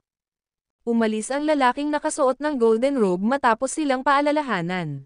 Tanong ni Walgones, "Ano ngayon?" Huminto sandali si James bago sinabing, "Di ba sabi mo yung mga nagtanim ng nararamdaman ng Precious Crepe Myrtle ang presensya ng Crepe Myrtle Divine Sword. Maglibot tayo sa isla at tingnan kung naramdaman ni Yanina ang lakas ng espada." Ang alam lang ni James ay may alam ang si Folk tungkol sa Crepe Myrtle Divine. Nasaan si Sword? Kung saan naman talaga ito matatagpuan, hindi alam ni James. Sige, tumanggo si Walgones. Pagkatapos, mabilis na umalis ang tatlo sa lungsod upang maglibot sa isla. Ang isla ay napakalaki at mas malaki kaysa Sangria. Naglakad palabas ng lungsod ang tatlo ngunit agad na nakasalubong ang lalaking nakasuot ng gintong robe. Tumayo siya sa sulok ng tarangkahan ng lungsod at may hawak na espada sa magkabilang kamay.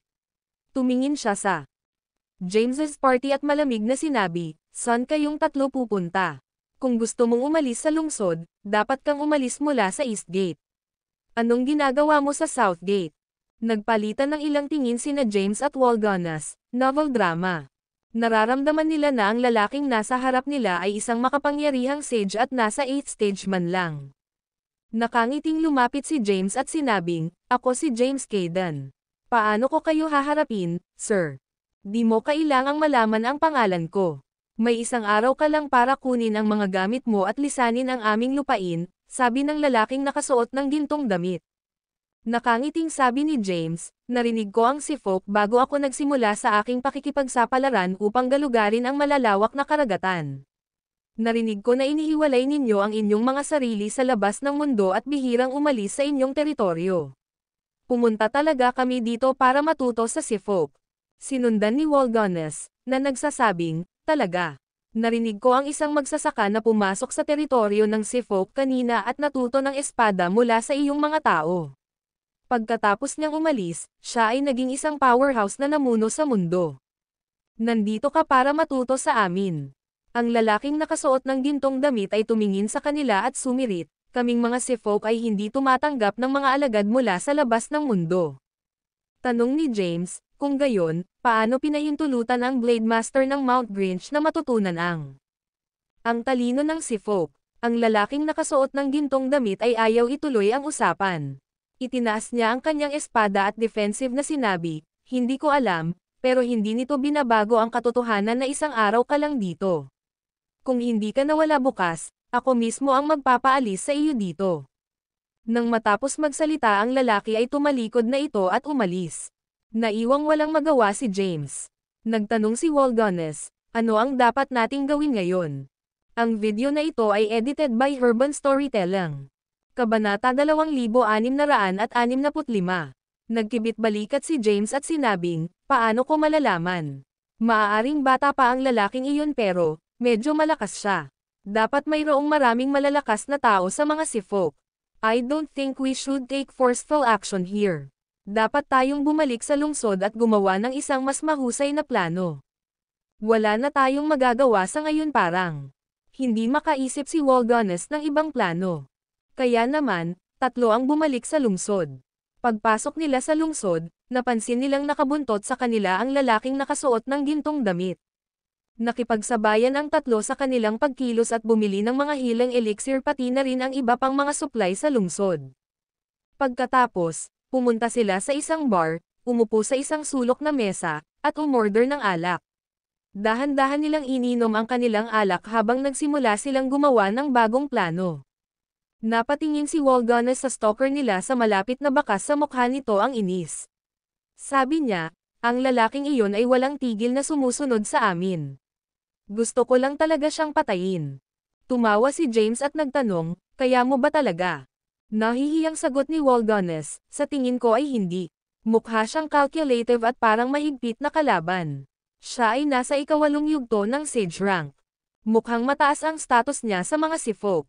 Subukan ko siyang kausapin ulit. Kinuha ni James ang isang bote ng alak sa kanilang mesa at nilapitan ang lalaking nakasuot ng gintong damit. Umupo siya at ngumiti sa kanya. Dahil nasa bar ka na, bakit wala kang alak? Narito, mayroon. Ilan sa atin? Napatingin ang lalaking naka-golden robe sa alak na inilagay ni James sa kanyang mesa. Napalunok siya ng hindi sinasadya ng tukso. Gayunpaman, tinanggihan niya ito ng walang pakialam na ekspresyon. Hindi salamat. Halika, uminom ka ng baso. Dumampot si James ng isang baso ng alak, nagsalin ng alak, at pinadaus-dos iyon sa lalaki. Gayunpaman, hindi kinuha ng lalaki ang baso ng alak. Iniwan ni James ang wine glass sa harapan niya. Sa sumunod na sandali, umapela si James sa boses na nagsusumamo. Talagang interesado kaming matuto mula sa Seafolk. Maaari mo ba kaming tulungan, sir? Tumingin ang lalaki kay James, bahagyang lumambot ang paunang pagkunot ng kanyang mukha habang sinabi niya. Hindi naman sa ayaw kitang tulungan. Tayong mga Seafolk ay may mga patakaran.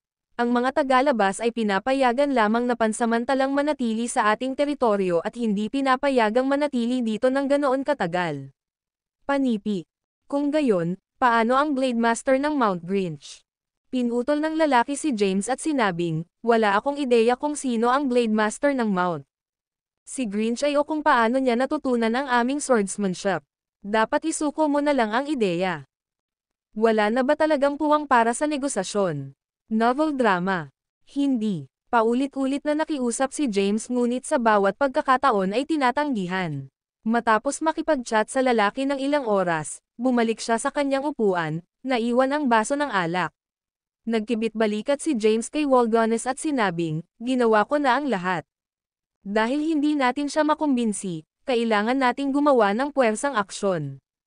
Iminungkahi ni Walgones na may malungkot na ekspresyon. Desidido siyang makuha ang Crep Myrtle Divine Sword, kahit na kailanganin niyang sirain ang teritoryo ng Seafolk. Ito na naman. Inilibot ni James ang kanyang mga mata at sinabing, nasa teritoryo tayo ng Seafolk, at tiyak na mayroon silang hindi mabilang na mga powerhouse sa kanila. Sa tingin mo ba ay makakamit natin ang ating mga layunin sa pamamagitan ng malupit na pagpilit sa mga bagay? Makinig sa akin tungkol dito. I'm sure gagawa tayo ng paraan. Gumaan ang ekspresyon ni Walgones. Tumingin siya kay James at sinabing, sige. Makikinig kami sa iyo. Gusto kong makita kung ano ang may isip mo. Pagkatapos magsalita, sumando si Walgones sa upuan at tumahimik. Dumampot si James ng isang baso ng alak at uminom ng mag-isa. Samantala, nagsimula siyang mag-isip kung paano palawigan ang kanilang pananatili sa teritoryo ng Seafolk. Kailangan nilang manatili ng mas matagal para maimbestigahan ang kinaroroonan ng Crep Myrtle Divine Sword. Pagkaraan ng ilang saglit na pag-iisip, isang maliit na ngiti ang nabuo sa kanyang mukha. Alam ko na ang gagawin. Ano? Lumingon sa kanya sina Walgones at Yanina. Palihim na sinabi ni James, nakaisip ako ng perpektong plano. May pananabik na hinimok siya ni Walgones, putol ka sa paghabol. Anong plano? Ang video na ito ay edited by Urban Storytelling. Kabanata 2666. Ilang salita ang ibinulong ni James kina Walgones at Yanina. Agad na lumiwanag ang kanilang mga mukha sa tuwa. Tumanggaw si Walgones at sinabing, oo. Talagang gagana yan. Tumayo si James at naglakad palapit sa lalaking naka-golden robe sa malapit. Pinagsalikop niya ang kanyang mga kamay at sinabing, ang pangalan ko ay James Caden. Maraming taon na ang nakalipas, isang magsasaka ang pumasok sa teritoryo ng Seafolk at natuto ng walang kapantay na espada mula sa Seafolk. Since isa rin akong eskrimador, dumating ako upang hamanin ang Seafolk pagkatapos malaman ang tungkol sa kamanghamanghang swordsmanship na taglay ng Seafolk. Nang marinig ito, tumayo ang lalaking nakasuot ng gintong damit at nginisyan. Gusto mong hamanin ang si Folk? Seryosong sagot ni James sa kanya, oo. At pinaplano mong gawin ito gamit ang iyong kasalukuyang lakas. Sinuri ng lalaking nakasuot ng gintong damit ang lakas ni James. Hindi itinago ni James ang kanyang lakas, na nagpapahintulot sa lalaki na makilala ang kanyang cultivation na ranggo. Napagpasyahan ng lalaki na si James ay nasa 3rd stage lang ng tribulation rank at nalaman niyang hindi pa niya naaabot ang sage rank. Oo, hahamunin kita bilang ako. Ibinuka ni James ang kanyang mga labi at kumpiyansang sumagot, na hindi nagpakita ng pag-aalinlangan. Ang kanilang pag-uusap ay nakakuha ng atensyon ng maraming tao sa bar, at ang lahat ay nagsimulang magbulungan ng tuwang-tuwa. Ang mga taong ito mula sa labas ng mundo ay tiyak na matapang. Dapat magpakamatay sila dahil gusto nila tayong hamanin. Tumingin si James sa lalaking naka-golden robe at mahinahong sinabi, gusto kong magkaroon ng only-on-one battle at ipapaabot ko ang hamon ko sa bawat si Folk. Ang sinumang nagtuturing sa kanilang sarili bilang isang walang kapantay na eskrimador ay maaaring tanggapin ang aking hamon. Kinuha ng lalaking nakasuot ng gintong damit ang kanyang espada sa ibabaw ng mesa at naglakad palabas. Pagkatapos, sinabi niya, mag-away tayo sa arena ng lungsod.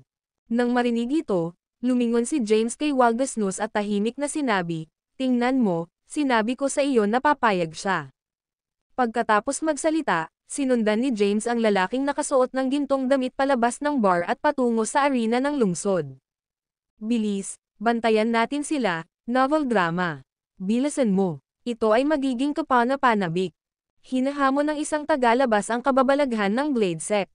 Maraming tao sa loob ng bar ang sumunod sa kanila at nagkalat ng balita sa kanilang away. Ang lalaking nakasuot ng ginintoang damit ay walang iba kundi ang isang disipulo ng Blade Sect ng si Folk. Siya ay isang kahanga-hanga at mataas ang talino sa swordsmanship. Gayunpaman, siya ay pinarusahan dahil sa paglabag sa mga patakaran at ipinadala sa isang malayong lungsod upang maging isang bantay. Ang buong lungsod ay nabalisa nang malaman na ang isang tagalabas ay hinamon ang kababalaghan ng Blade Sect. Sa sandaling iyon, isang nasa katanghaliang gulang na lalaki ang nakatayo sa harap ng isang matandang lalaki sa City Lords Mansion at magalang na sinabi, huwag kang mag-alala, Elder. Tutulungan kong ipalaganap ang balita na nag-aanyaya sa lahat ng mahuhusay na kabataang lalaki sa lungsod na sumali sa paligsahan. Sige, bahagyang tumango ang matanda. Ang matanda ay siya ring nagbukas ng porma sayon na nagpapahintulot sa partido ni James na makapasok sa isla. Siya ay isang elder ng si Fox Blade Sect at bumibisita sa lungsod upang pumili ng ilang mahuhusay na tao. Sa sandaling iyon, isang sundalo ang nagmamadaling pumasok sa mansyon at nagulat, Panginoon ko, isang tagalabas ang hinamon ang kababalaghan ng Blade Sect, si Sheldon Hughes. Ano? Hinamon ng isang tagalabas si Sheldon. Natigilan ang medyo may edad na lalaki sa balita. Ang elder ng Blade Sect ay naguguluhan din at nagtanong, ano ang nangyari? Sagot ng sundalo, hindi rin ako sigurado sa sitwasyon, pero kumalat na ang balita niyan. Si Sheldon at ang mga tagalabas ay pumunta sa arena ng lungsod. Haha, interesting. Hinaplos ng elder ng Blade Sect ang kanyang puting balbas at natatarantang sinabi, manood tayo. Malaki ang arena ng lungsod at 10-10 kilometro ang lapad. Mayroong isang protection na porma sayon sa paligid ng arena sa anyo ng isang gintong halo. 2 tao ang nakatayo sa arena. Ang isa ay si James, at ang isa ay si Sheldon. Nagkatitigan ang dalawa mula sa magkabilang gilid. Ang video na ito ay edited by Urban Storytelling. Kabanata 2667. Hinawakan ni Sheldon ang kaluban ng kanyang espada at dahan-daang binunot ang kanyang espada na naglabas ng malakas na sword energy. Ang kanyang sandata ay hindi isang ordinaryong espada. Habang ang matalim na talam ay dumudulas mula sa kaluban, ang talam nito ay kumikinang na may maliwanag at malakas na enerhiya. Itinutok niya ang kanyang espada kay James at sinabing may mapanuksong ngiti, "Your name is James Caden, right? Tandaan ang aking pangalan. Ako si Sheldon Hughes at ako ay isang disipulo ng si Fox Blade Sect, novel drama." Walang masyadong alam si James tungkol sa si Folk o kung anong uri ng pag-iral ang Blade Sect. Gayunpaman, masasabi niyang si Sheldon ay napakahusay sa espada. Sa sandaling hinugot ni Sheldon ang kanyang mahabang espada, agad na nagbago ang kanyang aura. Ang enerhiya na nagmumula sa kanyang katawan ay agresibong sumiklab na parang isang halimaw na halos hindi napigilan. Napakadelikado ng swordsmanship na ginagawa mo, Sheldon. Matapos maramdaman ang aura ng kanyang kalaban, hindi napigilan ni James na paalalahanan siya, iminumungkahi ko na ihinto mo ang pagsasanay nito, o baka mawalan ka ng kontrol.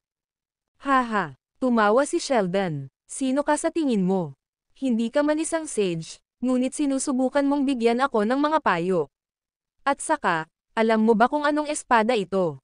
Umiling si James at sinabing, hindi ko alam, pero naramdaman kong nagiging malisyoso ang enerhiya sa katawan mo sa sandaling ilabas mo ito.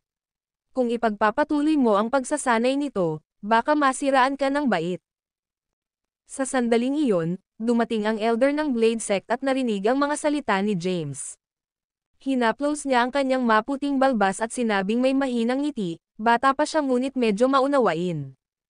Kunin mo ito. Si Sheldon ay hindi gustong ipagpatuloy ang pagtalakay sa paksa kay James. Hinawakan niya ang kanyang mahabang espada at ibinato iyon kay James. Sa isang indayog, isang nakakatakot na swordlight ang tumama sa hangin. Sinira ng swordlight si James, nauuna kay Sheldon. Tumayo si James na parang estatwa, na pinahintulutan ang sword energy na hampasin siya. Siya ay lumabas na hindi nasaktan mula sa pag-atake. Humarap si Sheldon kay James ng sumunod na sandali ngunit hindi itinutok ang kanyang espada sa katawan ng kanyang kalaban. Ilang sentimetro lang ang layo ng kanyang espada sa dibdib ni James. Bakit hindi mo bubunot ang iyong espada? Bahagyang ngumiti si James at sinabing, hindi ko kailangan ng espada para talunin ka. Tsaka talo ka na. Ako. Ibinuka ni Sheldon ang kanyang bibig para sumagot ngunit biglang may naalala. Ang kanyang sword energy ay hindi nagdulot ng anumang pinsala kay James sa kabila ng pag-score ng isang direktang hit sa kanya. Ang pag-atake ay naglalaman ng mapangwasak na puwersa, at halos walang sinuman sa parehong ranggo. Makayanan ni Sheldon. Gayunpaman, nakatayo si James na hindi nasaktan. Gayunpaman, ayaw aminin ni Sheldon ang kanyang pagkatalo. Bumuton mo ang iyong espada. Malamig niyang sabi. Ngumiti ng mahina si James bilang tugon. Tapos, bigla siyang kumilos. Lumitaw ang kanyang katawan sa harap ni Sheldon sa bilis ng kidlat. Bago pa makapag-react si Sheldon ay inagaw na ni James ang kanyang mahabang espada. Sa oras na napagtanto ni Sheldon ang nangyari, nakaturo na si James. Ang espada ni Sheldon sa dibdib niya. Ang buong proseso ng pag-agaw ni James ng espada hanggang sa pagdiin nito sa dibdib ni Sheldon ay nangyari sa isang kisap mata. Ikaw. Napatulala si Sheldon. Siya ay nasa 8th stage ng Sage rank, at ang kanyang kalaban ay hindi kahit isang Sage. Gayunpaman, ang kanyang espada ay inagaw bago pa man siya makapag-react. Anong klaseng lakas ito? Paano siya nagkaroon ng ganoong nakakabaliw na bilis? Ngumiti ng mahina si James. Totoong siya ay nasa mas mababang cultivation na ranggo kumpara kay Sheldon. Kung tungkol sa lakas ng True Essence nila, mas mababa rin siya kay Sheldon. True Essence lang ang taglay ni James, pero may Sage Energy ang kalaban niya. Gayunpaman, malayong nalampasan ni James si Sheldon sa mga tuntunin ng bilis at swordsmanship. Walang kahirap-hirap na itinapon ni James ang espada sa kanyang kamay at nabigo ang kanyang sinabi, akala ko ang Sylphook ay may mga kahanga-hangang diskarte sa swordsmanship, ngunit tila hindi ito ganoon kalakas para sa akin. Ang video na ito ay edited by Urban Storytelling. Kabanata 2668. Dismayadong tumingin sa kanya si James at tumalikod para umalis sa arena. Lumapit siya kina Waldonis at Yanina, na nagsasabing, tara na. Ang pagiging espada ng Sylphook ay walang iba kundi basura. Hindi sulit ang paglalakbay dito para hamanin sila. Hindi man sumigaw ng malakas si James, sapat lang iyon para marinig siya ng lahat ng naruroon. Nakatayo si Sheldon na walang imak sa arena, ininsulto sa kanyang labis na pagkatalo. Isa siyang kababalaghan ng Blade Sect ng Sylphook. Hindi lang siya talentado sa swordsmanship, ngunit pinagkadalubhasaan pa niya ang pinakamahirap na pamamaraan ng Blade Sect. Gayunpaman, nagkamali siya dahil sa kanyang masamang ugali at pinarusahan upang mapanatili ang kaayusan sa isang suburban na lungsod. Ang mga salita ni James ay parang isang matalim na kutsilyo na tumatagos sa kanyang puso. Handa siyang tanggapin ang pang-iinsulto kung sa kanya lang ito nakadirekta, ngunit hindi siya papayag na may mang-insulto sa kanyang sekta. Lumitaw si Sheldon sa harapan ni James sa isang iglap at hinarangan ang dinadaanan ni James gamit ang kanyang espada. Anong mali? Hindi mo matanggap ang pagkatalo mo. Napatingin sa kanya si James. Sheldon had a grim expression as he replied, maaaring natalo mo ako pero, hindi ito nagpapatunay na makapangyarihan ka. Tsaka hindi mo man lang ako natalo in terms of sword skills. Wala akong pakialam kung bastyusan mo ako pero hindi ko panindigan ang pag-insulto mo sa sekta ko. Ang swordsmanship ng Blade Sect ay kilalang kilala at madaling talunin ang anumang iba pang pamamaraan ng espada. Napangiti si James. So sinasabi mong hindi kita natalo sa pagiging espada ko. Kaya, hindi ka nasisiyahan sa kinalabasan at gusto mong ipakita ko ang aking kakayahan sa swordmanship. Tumango si Sheldon at sinabing, tama. Gusto kong lumaban tayo gamit lang ang sword techniques. Hindi namin ihahambing ang aming cultivation rank o strength, sword techniques lang. Maglakas loob ka bang tanggapin ang hamon ko? Mula sa pananaw ni Sheldon, gumamit si James ng isang secret art para itago ang kanyang aktwal na ranggo ng cultivation, na nagbunsod sa kanya sa pag-iisip na si James ay hindi kahit isang sage. Ngunit ang aktwal na lakas ni James ay higit na nalampasan ang kanyang mga pagtatansya. Dahil dito, hinamon niya ang pagiging espada ni James. Sa sword techniques na natutunan niya, naisip niya na madali lang talunin si James. Casual na sagot ni James, sure. Gagawin ko ang gusto mo, novel drama. Gusto niyang ikumpara ang kakayahan namin sa espada. Hindi ko sinusubukang ipagmalaki, ngunit kahit ako ay natatakot sa aking sariling espada.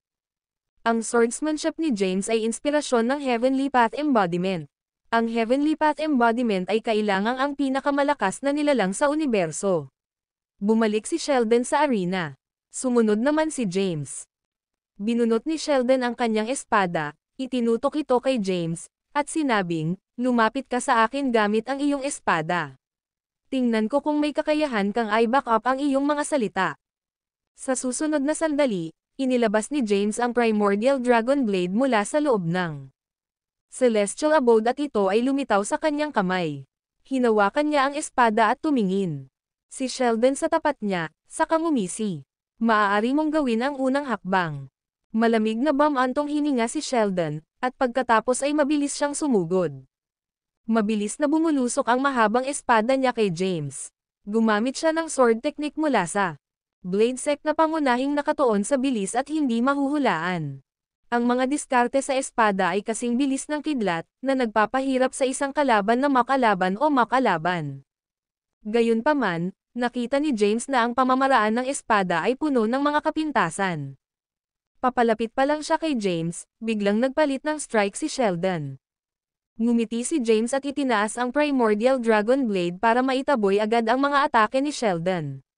Ang Primordial Dragon Blade ay dumausdad sa blade ni Sheldon, direktang patungo sa mga vital point ng kanyang katawan. Mabilis na inikot ni Sheldon ang espada sa kanyang kamay at sinubukang ilunsad ang sarili niyang counterattack. Inasahan na ni James ang kanyang counterattack at tumugon ng naaayon. Kaagad pagkatapos, ang Primordial Dragon Blade ay idiniin sa dibdib ni Sheldon. Idiniin ni James ang kanyang espada sa dibdib ni Sheldon at nagtanong, may sasabihin ka pa ba? Ang video na ito ay edited by Herban Storytelling. Kabanata 2669. Sa pagkakataong iyon, napatulala si Sheldon. Hindi siya makapaniwalang matatalo siya sa isang labanan ng espada laban kay James. Bukod dito, siya ay lubos na natalo at halos hindi nagkaroon ng pagkakataong gumanti. Natalo ako. So ibig sabihin ba nito ay hindi kayang tumugma sa pagiging swordman ng iyong sekta? Ngumiti ng mahina si James. Tumango si Sheldon, hindi. Talo ako dahil hindi ko pa lubusang na-master ang sword techniques. Wala itong kinalaman sa turo ng sekta ko. Ang swordsmanship ng Blade Sect ay walang kapantay at ito ang pinakamahusay sa mundong ito. Ganun ba? Napatingin sa kanya si James na may pagdududa. Balita ko ikaw ang kababalaghan ng Blade Sect. Kung ang isang tulad mo ay napakakulit, gaano ba talaga kalakas ang swordsmanship ng Blade Sect? Tiningnan siya ni James ng masama. Pagkatapos, tumalikod siya at naglakad palayo sa arena, novel drama. Sa sandaling iyon, ang pinuno ng Blade Sect, ang City Lord, at ang ilan sa mga powerhouse ng lungsod ay nakatayo sa labas ng arena.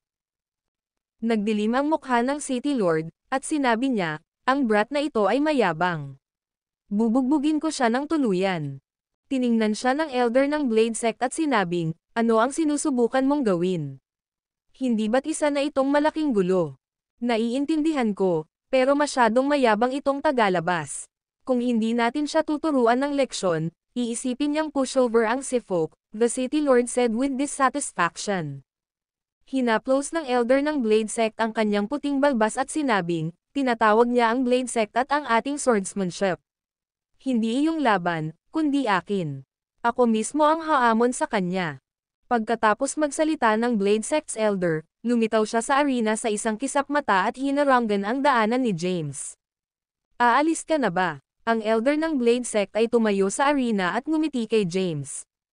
Napatingin si James sa matandang lumapit sa kanya. Nakilala niya siya bilang elder ng Blade Sect. Kung ito ay ibang sandali, tiyak na babatiin niya ang lalaking ito ng buong paggalang. Gayunpaman, kailangan niyang ipagpatuloy ang pagkilos upang mapatagal ang kanilang pananatili at hanapin ang Crep Myrtle Divine Sword. Mayabang na sabi ni James, ano? Hindi mo ba ako papayagang umalis? Malungkot na naglakad si Sheldon at iniyuko ang ulo para salubungin ang lalaki. Pasensya na. Matanda, hindi ko natutunan ng maayos ang sword technique at napahiya ang Blade Sect. Bahagyang iwinagayway ng matanda ang kanyang kamay at sinabing, umalis sa arena. Okay, tumalikod si Sheldon at umalis sa arena. Tumingin ang matanda kay James at ngumiti sa kanya. Kahanga-hanga ka, pumunta ka hanggang sa teritoryo ng Seafolk para hamanin ang Blade Sect. Bahagyang umiling si James at sinabing, narinig ko ang pagiging eskrimador ng Seafolk ay walang kapantay, kaya nagpunta ako dito partikular na upang hamanin ito. Gayunpaman, medyo nadismaya ako sa nakita ko. Paano kung makipag-sparring sa akin? Tanong ng matanda. Napaatras ng ilang hakbang si James at tumingin sa matanda, nagbibiro ka ba, sir? Mas senior ka sa akin. Paano ako maglalakas loob na hamanin ka? Haha, hindi yun yung sinabi mo kanina. Bahagyang ngumiti ang matanda. Nag-aalangan na sabi ni James, paano kung subukan natin ang ating pagiging espada laban sa isa't isa, sir? Nang hindi gumagamit ng anumang sage energy. Kung matatalo mo ako, aalis ako kaagad sa teritoryo ng Seafolk, ngunit kung matalo ka. Paano kung mawala ako? Tanong ng matanda. Napalingon si James sa paligid, pagkatapos ay sumagot, ako ay may malalim na pagkahumaling sa mga espada. Kaya kung matalo ka, hinihiling ko na dalhin mo ako sa Blade Sect at hayaan mo akong tingnan ang mga diskarte sa espada na mayroon ka. Nilalayo ni James na manatili sa teritoryo ng Seafolk ng mas matagal upang mahanap ang Crep Myrtle Divine Sword. Kung tungkol sa mga diskarte sa espada, hindi siya gaanong interesado sa mga ito. Sige, pumayag ang elder ng Blade Sect sa kondisyon ni James. Kung matatalo ni James ang elder ng Blade Sect sa swordsmanship, kung gayon ito ay magpapatunay na ang kanyang swordsmanship ay mas malalim kaysa sa Blade Sect. Gayunpaman, ang makakita ng higit pang mga diskarte ay magiging kapaki-pakinabang pa rin para sa kanya upang isulong ang kanyang paglalakbay sa landas ng swordsmanship. Nang marinig na pumayag ang elder ng Blade Sect sa kanyang kondisyon, hindi napigilan ni James ang tumawa. Ang video na ito ay edited by Urban Storytelling. Kabanata 2670. Anong nakakatawa? Nataranta ang elder ng Blade Sect sa biglang pagtawa ni James. Wala. Huminahon si James at same time na sinabi, sa tingin ko lang ay isang malaking karangalan na makipagkompetensya sa isang mahusay na eskrimador na tulad mo. Pagkatapos mo, sir. Si James ay gumawa ng isang kilos patungo sa arena. Nagtungo ang matanda sa gitna ng arena. Sumunod naman si James sa likod niya. Tumayo ang dalawa sa loob ng arena at nagkatitigan. Isang gintong liwanag ang kumislap sa kamay ng Blade Sect's elder at naging mahaba at gininto ang espada. Ang talon ng espada ay isang matangkad na ginto at kumikinang na may gintong liwanag. Kasabay nito, may mga mahiwagang script na nakaukit sa talam, na nagbibigay ng pinagmulan ng espada sa isang sulyap. Nagkaroon agad ng theory si James kung saan nanggaling ang sword. Aniya, Napakagandang espada iyan, sir. Nakita ko ang hindi mabilang na mga armas sa nakaraan. Isa ka sa pinakamagandang nakita ko. Nagsimulang purihin ni James ang espada. Mapagpakumbaba ang sagot ng matanda, nambobola mo ako. Isa lang itong ordinaryong espada. Ngumisi si James at nagtanong, halos lahat ng Seafolk ay nagsasanay ng espada, kaya dapat mayroong maraming kamanghamanghang armas dito. Dahil siguradong nakita mo na ang iyong bahagi ng mahusay na sandata, anong espada ang karapat-dapat na tawaging pinakamahusay sa mundong ito? Ang pinakamahusay sa salitang ito. Nagsimulang mag-isip ang matanda. Pagkaraan ng ilang sandali, sumagot siya, kung gusto mong malaman kung alin ang pinakamaganda sa mundo, ito ang dapat na espada ng ating Grand Patriarch. Oh, napukaw ang curiosity ni James. Tanong niya, maaari mo bang sabihin sa akin ang higit patungkol dito? Sir. Sumagot ang matanda, ang ating dakilang patriarch ay orihinal na buhong na magsasaka. Nakakuha siya ng isang mahusay na sandata kung nagkataon at naglalaman ito ng walang kapantay na espada. Pagkatapos, nakipagsapalaran siya sa dalampasigan at nakarating sa islang ito. Siya ay tumira at nagsimulang maunawaan ang espada. Matapos niyang matutunan ang maraming mga diskarte sa espada, nilikha niya ang Bladesec. Nang marinig iyon, bumilis ang tibok ng puso ni James. Maaaring ang Grand Patriarch ng Seafolk ang nangagaw ng Crep Myrtle Divine Sword.